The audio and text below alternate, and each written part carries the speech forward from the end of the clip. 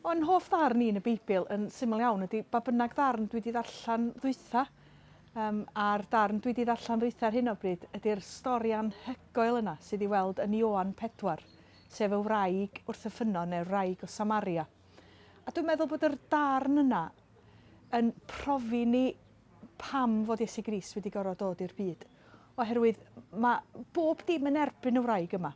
I gychwyn efo mewn oes bartriarchaeth, mi oedd hi'n ddynas, ac ar ben hynny ddim dod o Samaria, sef gelynion yr Iddewon.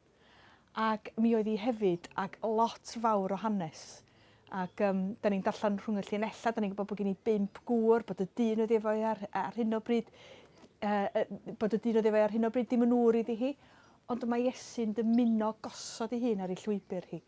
Ac mae o'n yn ei osod ei hun ar ei llwybr mwyn cynnig, be mae'n gynnig i bob un ohono ni, sef dod â ni at ffynon iachawdwriaeth ac i gynnig yr dŵr yna sydd yn ffrydiodd i fewn. A mi ydan ni fel pobl, da ni yn mynd yn sychedig, yn ysbrydol felly, ond mae'r addewid yna i bob un ohono ni fod y dŵr bywiol sy'n ffrydiodd i fewn yn cael parhau fod efo ni. A jyst yn gweddio hefyd y byddan ni'n gallu gosod yn gwreiddiau yn ddofn wrth y ffynon honno.